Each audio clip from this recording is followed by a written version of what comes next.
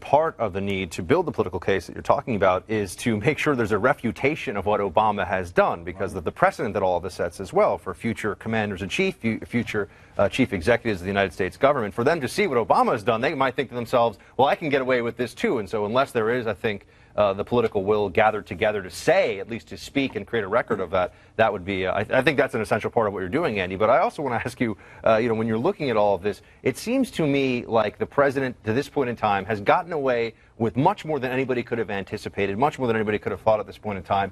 Do you think that there are others out there who are willing to stand with you now that you wouldn't have expected necessarily? Basically, are you seeing people from the left coming over? Are you seeing others joining in this, what he's doing is a problem? Well, look, when Jonathan Turley comes out and says that this is the Uber presidency and that Obama's the president that Nixon always wanted to be, that's something. What I thought was interesting about that was you have this progressive law professor who's testifying in a hearing that's run by Republicans in the House, saying impeachment is the ultimate response of the Constitution to presidential lawlessness.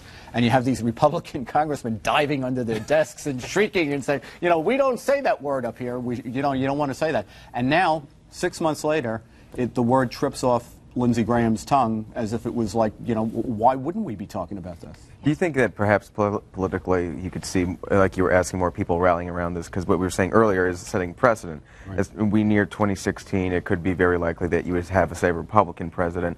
But right now you have a president who can amend portions of the health care law unilaterally without consulting Congress or anything. That's now a precedent that's being set. Do you think that perhaps some folks on the left are going to be terrified, oh, wait, if we get a Republican, he might start doing stuff like that? So maybe we should put some pressure on the man who's in the White House right now to maybe dial it back a notch. Otherwise, you may give a possible GOP president free rein to behave like this. Do you think that people will join in like that? Yeah, well, I think that's exactly right. And I want to stress along those lines. The book is about presidential lawlessness, and I argue in the book that the best thing is not to impeach the president. The best thing for the country would be for the president to become lawful, honor his oath. Right. And put pressure on. We can all hope, Andrew. But the point you make, which dovetails with what Buck said, look, every president in the future is not going to be a liberal Democrat, and the precedents that Obama is setting now are going to be exploited by every future president, which is why you have to crack down on